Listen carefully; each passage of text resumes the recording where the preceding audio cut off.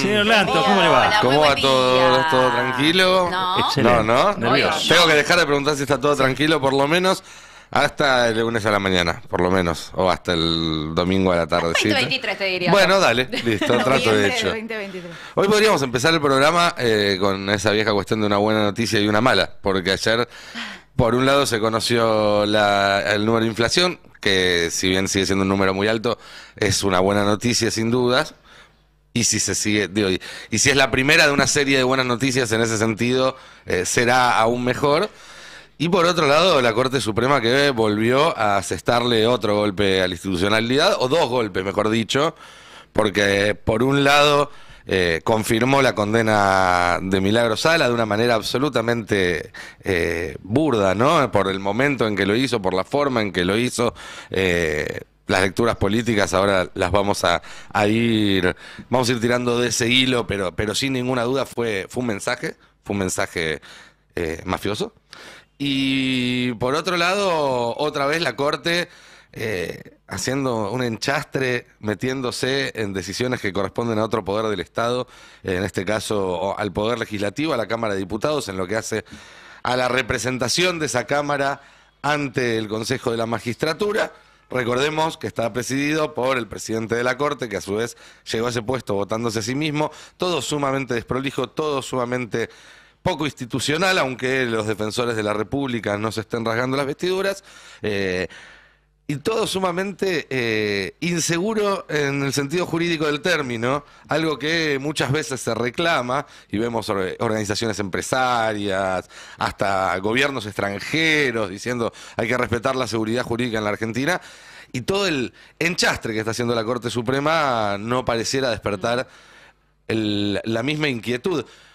A ver, para que se entienda el grado de incerteza legal y jurídica en el que vivimos inmersos los argentinos, la Corte Suprema en este momento está decidiendo o está utilizando criterios contrarios para decidir sobre temas análogos. Ajá. ¿Sí? En general, una corte, un tribunal establece una jurisprudencia, cuando aparece un caso dice, bueno, estos casos se resuelven así, y eso derrama hacia abajo, aunque no obligatoriamente, el sistema argentino en ese sentido, digamos, permite que cada juez tome sus decisiones, pero de alguna manera sienta un precedente para que todos los casos similares se resuelvan de la misma manera. Ahora tenés a la Corte Suprema definiendo el caso A y el caso B de manera distinta según quién es la persona que está en la, digamos, en consideración. Y eso nos vuelve a todos los argentinos susceptibles de ser víctimas de la injusticia más profunda, que es que nos quiten la libertad, nos quiten nuestros bienes, y la verdad es que eso atenta contra los principios más básicos de la Constitución, que son la igualdad ante la ley. Sí, lo cual quiere decir que el criterio de la Corte no es de la Corte. Digo, porque no es que entre una cosa y otra tuviste un criterio que se revirtió, como por ejemplo fue el 2x1, salvo para Rosenkrantz, que es el único integrante que no revirtió su criterio. Rosenkrantz sigue considerando que los genocidas tienen que tener el 2x1. Ahora, en este caso no tuviste una revisión en el medio del criterio. Es decir, que entonces el criterio ya no es de la Corte. Si la Corte puede, para dos cosas distintas, para dos cosas iguales, decir dos cosas distintas, es que efectivamente quien está escribiéndolo está por fuera de la Corte misma. Sí. Sí, y el gran peligro ahí es que ya no tenés parámetros objetivos que te permitan decir, objetivos entre comillas obviamente, pero que te permitan comparar a todos con una misma, un mismo horizonte, ¿no? Con un mismo artículo, con una misma ley. Depende de la situación. Es como elige tu propia aventura, ¿no? ¿Qué camino querés tomar? Podés tener distintos destinos partiendo de un mismo punto. Es extraño. Nadie sabe si es inocente o es culpable. Ese Bueno, es el drama. Pensemos que la constitución de esta Corte fue generada, entre otros, por Pepín Rodríguez Simón, que está prófugo de la justicia, de esta justicia, así que imagínate cuál es el concepto que él tiene de lo que ayudó a armar, ¿no? Entonces, la verdad es que cualquier decisión que tome esta Corte, ya desde el vamos, está como deslegitimada, ¿no? Desgraciadamente, creo que abusan de una cuestión en la que la política todavía no logró resolver, que es cómo se logra una nueva Corte Suprema. Creo que es una demanda cada vez más extendida. Bueno, obviamente faltan las manos para levantar, ¿no? En el Congreso. Sí, a mí lo que me preocupa más hondamente, más allá de la coyuntura, más allá del 2023, cuando se pierde la confianza de una sociedad en su sistema político, es un drama.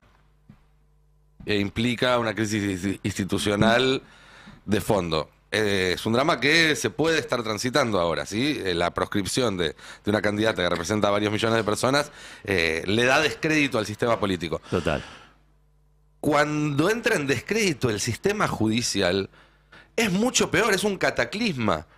Porque cuando una sociedad deja de confiar en los jueces, que son los que tienen la última palabra sobre su libertad y sus bienes, porque un político te afecta, y te afecta muy directamente, pero está mediado siempre. Sus decisiones llegan hacia vos mediados. La Argentina, que viene viendo a su poder judicial de manera muy negativa desde hace décadas, es el peor conceptuado, incluso peor que los milicos, peor que la policía. Peor que la iglesia, ¿no? Ahora le está sumando a eso un nivel de intensidad a ese descrédito y de visibilidad de ese descrédito, porque hasta ahora era algo más privado, si se quiere. Cada uno sufría su pequeña propia injusticia en su hogar, el que tiene a un familiar privado de la libertad sin sentencia desde hace años, el que entró en un pleito por alguna cuestión comercial o con un vecino y se encontró que como la otra persona era amiga de un secretario del juzgado, entonces digo, todas esas pequeñas microinjusticias privadas que existen y desde hace mucho tiempo, ahora están tomando una forma pública. Y si esa forma no se canaliza desde la política, bueno, esto tarde o temprano necesariamente va a terminar mal. Sí, sí, tal vez para puntualizar, para quienes por ahí todavía no lo vieron y está en el destapeweb.com también, fue la Corte, en este caso de manera unánime, es decir, los 4 integrantes, Rosenkrantz, Rosati, Maqueda y Lorenzetti, que confirman este fallo de primera instancia al Tribunal de Jujuy en la causa Pibes Villeros y que decide confirmar los 3 años de prisión para Milagro Sala.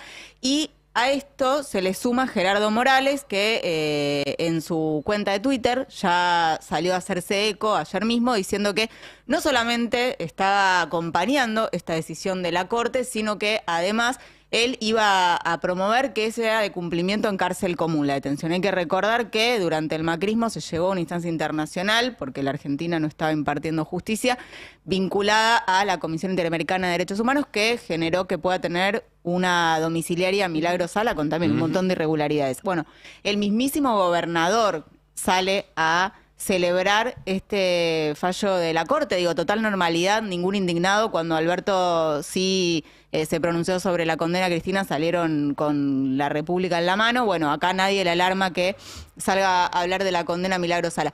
Y en ese marco, decir también, Nico, que hoy habrá una conferencia de la Tupac a las 15:30, que básicamente tiene que ver con esta decisión de la Corte, que la viene, sí, persiguiendo muchísimo todo el Poder Judicial, pero en concreto lo que hace la Corte es decir que desde 2016 a esta parte el lawfare sigue y está en manos de ellos. Absolutamente, y lo hace en vísperas de la final de un mundial, después de la proscripción de Cristina. Sí. Digo, la Corte está sentada sobre sus expedientes hace 3 años, no es casualidad que decidan ahora tomar esta decisión y ponerle la firma a este fallo. Ahora, recordemos que también lo que simboliza Milagro, ¿no? Son movimientos sociales, la Tupac Amaru es un movimiento social y político, es un movimiento social y político kirchnerista, digamos, después de tanta estigmatización. Ha sido Jujuy el laboratorio de todo lo que uno entiende como lawfare aplicado aquí en la Argentina, pero yo estoy recordando la foto ahora de Alberto yendo a visitar a Milagro, ¿no? A una clínica, ¿no? Y la Corte, cuando decide esto, también está de algún modo dañando, digamos, yo no sé si es la investidura de Alberto, pero sí al representante del poder político, ¿no? Si el presidente de la Nación cree que es inocente, si el presidente de la Nación considera que merece su visita para visibilizar que es víctima de una injusticia, y la Corte falla en sentido totalmente adverso, está clarísimo que uno de los dos tiene que resolver. No sé si Alberto resolverá mediante un indulto, que puede ser, está la posibilidad. La Corte ya resolvió ser lo más antidemocrática que puede, lo más horrible que puede. No hay una mejor versión de lo que ya está descalabrado como esta Corte. No existe esa posibilidad. Y además salió, ahora que mencionas a Alberto, la resolución de la Corte sale 2 días o 1 día y medio después de que Alberto hiciera el acto por los 3 años de gobierno y hablara de que él se iba a poner del lado de los que estaban injustamente perseguidos, ¿no? Pareciera también ser una especie de respuesta a eso. Y sobre la política, a mí me llama mucho la atención, vos dice que lo mencionabas a Gerardo Morales, la velocidad con la que redactan comunicados bastante largos y los publican inmediatamente inmediatamente después de conocida la noticia, ¿no? Pasó lo mismo con la condena a la vicepresidenta de la Nación, como si supieran de antemano, Sí. muy de antemano, qué era lo que iba a suceder, salvo que tengan las dos opciones, ¿no? La carta de voy a celebrar esto y la carta de me voy a indignar, pero cuanto menos uno pareciera sentir que hay cierta información privilegiada o cierta injerencia. Sí, para contarle digo, a la gente, la corte no es que se junta de verdad en una mesa y dicen, che, vos qué pensás de esto, yo qué pienso de otro, sino que hay vocalías, van pasando esa decisión por distintas vocalías y en general tienen acceso a las fuentes para saber ya en qué vocalía está de cada integrante de la corte y más o menos, alguna aproximación hacia dónde va a ir la decisión de cada uno de sus Ahora, integrantes. escúchame, la morigeración que le hacen de el estado de prisión que tenía Milagro en su momento, ¿no? Que le permitieron el arresto domiciliario. ¿No fue una intervención de la Corte Interamericana? Sí, fue de la CID. Interviene la CID. en La ese comisión. caso. Sí, interviene la comisión y yo estaba en Alto Comedero, en el penal de Jujuy, con otras presas y presos políticos de la Tupac y finalmente, claro, tiene esta morigeración que hay que decir, tuvo un control que no tiene ninguna domiciliaria porque justamente la domiciliaria Sí. como herramienta a nivel general está pensada para reinsertar en sociedad. No tienen las marcas del encierro. A Milagro le pusieron todas las marcas del lawfare en la puerta de la casa. Pero esto quiere decir que hay antecedentes y que muy probablemente si este tema llega a la Corte Interamericana, se falle en contra del Estado argentino. Por la miserabilidad de esta Corte. Porque si ya consideraron que era injusta y arbitraria la detención, y si eso llega a instancias de Corte después, ya hay un antecedente. Sí. Sí. Y por otro lado, digo, para completar el panorama del descrédito, y ya pasamos después al otro tema que está Cristian acá esperándonos para meter un bocado, todo esto pasa simultáneamente a esta exhibición, digamos, que pudimos ver por primera vez de manera desnuda la exhibición de la mafia, del lofer, con el tema de los vuelos y con lo que se va sabiendo día a día, ¿sí? Por ejemplo, jueces que firmaron expedientes como si estuvieran en tribunales mientras estaban de paseo o lo que fuera que estuvieran haciendo en Lago Escondido, incluyendo en casos tan sensibles como el Ara San Juan, donde ahora se está pidiendo justamente la nulidad del actuado por esto mismo. Multitasking. Absolutamente Sí. multitasking. O No sea, paran de trabajar. Sí, no sí, solamente descubrimos primero que los jueces y los fiscales iban de vacaciones juntos, que les pagaba, digo de vacaciones como cuando decimos iban a jugar al pádel o al tenis a Olivos. Nadie vio polvo de ladrillo en los zapatos de los jueces. Yo no creo que jugaran al tenis, la verdad. Para mí estaban haciendo otra cosa, pero bueno, Por ahí digamos, fue sobre lo vestimos de esa césped. forma. De vacaciones, ¿sí? Después nos enteramos que esas vacaciones estaban pagadas por el Grupo Clarín. Después nos enteramos que esos jueces no solamente estaban incurriendo en dádivas, sino en cohecho, porque habían tomado decisiones respecto al Grupo Clarín antes y después de Sí. eso, e incluso respecto al anfitrión, respecto al EU. Bueno, ahora nos enteramos que durante el viaje mandaban a firmar fallos que beneficiaban a quién, a Mauricio Macri. Sí, estamos ¿Sí? hablando Es la de pieza que Maíquez. falta en el rompecabezas. Carlos. Estamos hablando de Maíquez en Exacto. la causa por el Ara San Juan. Exactamente, sí, y que la denuncia además que ha hecho Zulma Burgos, hoy hablamos con Valeria Carrera, nos explicaba, presentaron una familia, pero porque en realidad es representativa presentar las demás, que es la mamá de Jorge Mealla, Zulma Burgos, incluye la planilla de vuelos que dio a conocer el destape.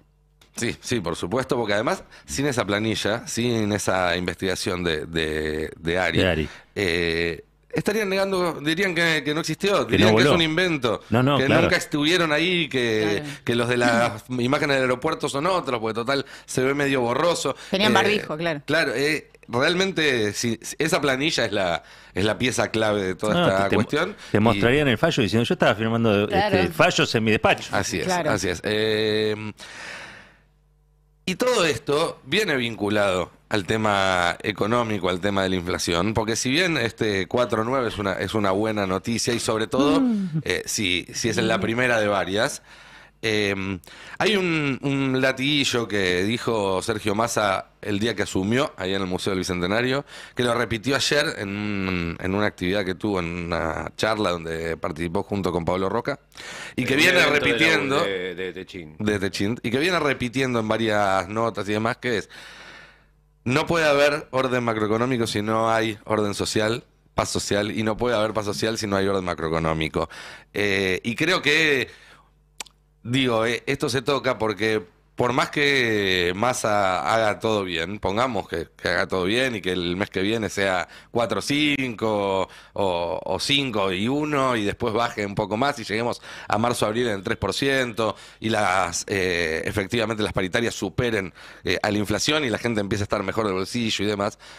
Nada de eso tiene cimientos sólidos mientras siga estando el país regido de la forma en la que está regido ahora por un tipo en una oficina en la calle Tacuarí y 4 tipos con sus despachos en el Palacio de Tribunales. Porque se vuelve todo frágil. Porque estás a una firma, a un fallo de que te tiren la coparticipación a la mierda y eso te hace volar por los aires todos los planes que tenías, todo el presupuesto, el déficit, todo, digo. Hay que acordarse siempre que hablamos de economía, como vamos a hablar ahora, que todo eso, incluso que si estamos mal, siempre se puede estar peor. Y que si estamos bien, estamos colgando sobre la tela de una araña por culpa de esta mafia que está tratando de tomar el Estado argentino.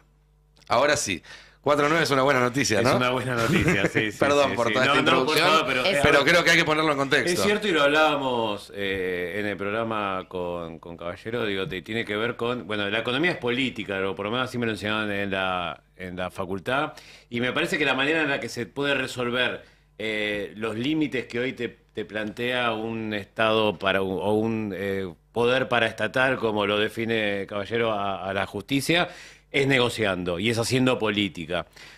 Y pues nos puede gustar o no cómo está enfocado más o menos el ajuste. Ayer hablábamos con Mónico también y con Carla del tema de si las 20 o 24 lucas que se les va a dar a los trabajadores suena mucho, suena poco, demás. ¿Dónde está recayendo el ajuste y demás? Pero digo, se está llevando a cabo, está claro que se está llevando a cabo un plan integral que esperemos que tenga resultado, pero se está llevando a cabo, se está implementando, digo, porque no es esto el efecto de, bueno, es un paliativo, vamos a tener 2 meses de tranquilidad, después todo explota por el aire, porque no se está haciendo nada más que hacer acuerdos. Que no es poco, de hecho hablábamos de lo amplio que fue, y de hecho cuando uno empieza a ver el resultado dentro de lo que es el índice de precios, que como vos bien decís da 4,9, encontramos que los alimentos da 3,5, por debajo del general y por debajo de lo que se acordó con estos acuerdos de precios justos y precios congelados. Recordemos que abarca casi más de 40.000 productos, si sumamos precios congelados más precios justos, y el plan era que no suba más de 4%. Bueno, subió 3,5 primer mes. O sea, lo frenaste una aceleración muy rápido. Esto que se decía, si el auto va a 100 no lo podés llevar a... Y la verdad que de 100 lo llevó a 60 o 70 para agarrar el Badén de manera bastante vertiginosa. Esto ya te plantea de cara a lo que va a ser el presupuesto del año que viene, donde se hablaba de un 62%, y uno, si va hacia atrás, todavía tenemos una inflación del 92%. Ahora, si uno lo que hace anualiza la inflación esta del casi 5, del 4,9, te da más cerca de, o por debajo de un 70% anualizado. Entonces, ya te estás acercando en noviembre a la meta es un promedio, ¿no? Sí, claro. Esperamos que diciembre cierre con un 3 adelante, como vos planteás. Un 3 adelante que puede sonar mucho, pero con una inflación internacional y una devaluación programada, cuando uno suma ambos componentes, hay como un punto de fricción ahí del cual es muy difícil bajar. Yo tendría que bajar la inflación internacional y nosotros tener otro tipo de moneda, entonces sería como un ideal, un 3, 3,5 sería como un ideal. Claro. Igual, ¿puedo hacer un comentario que me divertiva en todo esto? Me extraña usted, ¿eh? Siguiendo la metáfora del auto, ¿no? De agarrar, estar en 100 y bajar a 60, 70 para agarrar el Badén, el auto se te hace pelota igual, ¿no? A 60, 70 agarrando el Badén. No, por eso es una inflación alta. Sigue siendo una inflación alta, pero también sería un logro enorme. Primero, ayer ya se logró que por lo menos no salieran todos como salían a mansalva a hablar de la inflación. Obviamente tuviste críticas de parte de la oposición, pero ya ven que no vamos a estar por arriba del 100%, lo cual les corre a ellos algo que ya tenían preparado para atacar. Les corta la agenda. Les corta un poco la agenda, no salieron como salían siempre. Bajar del casi 100 al 70, 60 sería un logro muy importante. Ahora bien, 60, 70 sigue siendo una inflación muy alta en un año electoral, además. Sí, es muy alto, a ver, pero también es cierto que estamos cerrando el año con paritarias que en su gran mayoría, los más altos, siempre pensemos que hay un amplio margen de la población que tiene que ver con informales, monotributistas, que quedan fuera de esta discusión. Están en otro mundo y sobre los cuales hay que enfocar todos los cañones, y está un poco desenfocada esa situación. Digo, el tema de el potencial de trabajo, 13.500 pesos, 24.000 para algunos salarios, suena poco. Ahora es cierto que de darse esto sí vamos a empezar a ver, aunque sea muy paulatinamente, una recuperación salarial de poder adquisitivo. Esto que hablamos ayer de cuando las dos dos curvas se crucen, y tiene que ver con una inflación que desacelere y llegue a un 60-70%, y con paritarias que están pautadas para buena parte, incluyendo buena parte del año próximo, en un 100 o incluso más. Debería haber un aumento de poder adquisitivo, y evitar que el principal riesgo de la política macroeconómica, no de los acuerdos de precio, que no se enfríe la economía. De hecho, ayer hubo, y con esto no quiero aprovechar el bocadillo para hacer un gran festín, pero digo, ayer también se conoció un dato que me pareció bastante interesante y lo charlábamos, que tiene que ver con la actividad económica, un tercer trimestre que dio cerca de un 6% de crecimiento, y muy traccionado por el consumo interno, que es el principal componente de la actividad económica argentina, y es el que hay que cuidar, porque además es el verdadero que derrama es el consumo interno, que derrama en mayor consumo, mayor actividad, mayor inversión, y que hay que cuidar con mayor poder adquisitivo. Entonces también fue un buen dato de poder cuidar eso. Sí, hay otra también diferencia más allá de lo numérico, cuando vos bajás una inflación que estaba a punto de tocar el 10 mensual a la mitad. Ya no vamos a tener paritarias cada 3 meses. ¿Sí? Claro. Si se logra mantener una línea de un 5, después 4 y demás, se vuelve al régimen paritario que teníamos antes, 2 veces por año, una con una cláusula gatillo. Eso también te tranquiliza muchísimo todo, porque dejás de pensar, digo, todo en esa cosa inmediata que había sido julio, agosto, no sé si se acuerdan, donde no podías planificar más que 2 o 3 semanas para adelante. Vos cobrabas un mes y no sabías cuánto iba a valer tu sueldo al mes siguiente. Encajonás un límite, por lo menos. Es algo más... lo podés visualizar. Cuando la inflación empezó a volar por esos niveles, digo, recordemos que hubo meses como julio o como junio donde hubo remarcaciones en un mes, electrodomésticos, algunos alimentos de 2 dígitos, 10, 15, 20%. Sí. Digo, se pierde cualquier tipo de termómetro, cualquier tipo de parámetro, y todo medio vuela por los aires. Me parece que también encajonar e ir llevando, digo, en ese sí me parece que también los acuerdos de precios, mientras vos acomodás el déficit del gasto y demás, ir encajonando con los acuerdos te permite eso, de que no haya cualquier locura. Y un paréntesis, digo, pensemos que también estos índices de inflación impactan, porque hay mucho que está atado a la inflación. Títulos públicos, bonos y los alquileres. Entonces, todo se indexa de una manera distinta cuando tenés que discutir ese tipo de cosas. Sí, y también me parece interesante detenernos un momento en cómo se logró esto.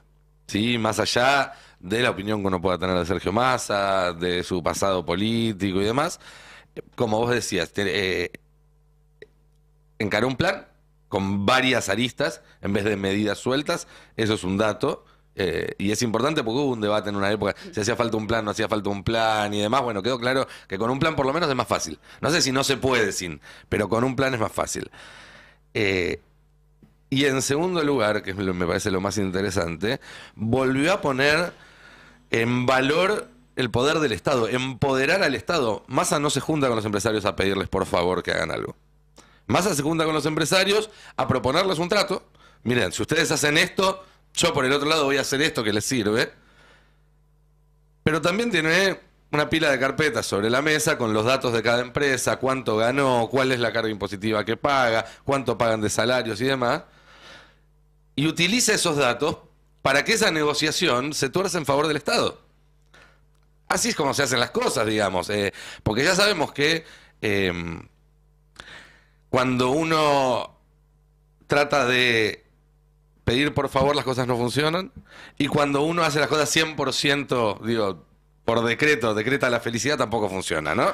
Hay que tener el pragmatismo entre una ortodoxia que Massa claramente tiene y una heterodoxia que también ha sabido aplicar, pues siempre tenemos que escuchar, los acuerdos de precios no sirven, los acuerdos de precios son una herramienta que ya está probado que no sirve. Lo dice gente cuya única idea son herramientas que realmente está probado que no sirven. Bueno, acá los acuerdos de precios, por lo menos en un primer paso, sirvieron. Veremos insisto, que pasa en los próximos meses. Venimos de años de serrucho, donde parecía que se calmaba todo un par de meses y después volvía a complicarse.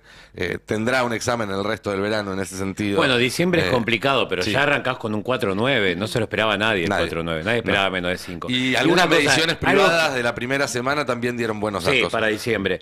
Algo que ejemplifica lo que vos decís fue una declaración muy breve que cito ayer a Massa cuando se reúne con los farmacéuticos o con la industria de la medicina, de la salud, que tiene que ver con el congelamiento, con este límite que le pone este tope de 3,8 para los próximos 4 meses de aumento, y le dice, obviamente nosotros reconocía que había un acuerdo en el cual también, ahí la facilidad tiene que ver con el acceso a los dólares, y dice, ustedes nos van a poder controlar nuestro cumplimiento porque lo pensamos cumplir, como nosotros vamos a controlar el cumplimiento de ustedes. Y me parece que es eso la clave, lo que planteaba vos, que tiene que ver con lo de Massa. Ver que esos acuerdos se cumplan, no dejar que sea un acuerdo de palabra entre... Un Estado un poco menos boludo, ¿sí? Y con un poco más de músculo. Y es que de eso se trata. Un país unido por la radio.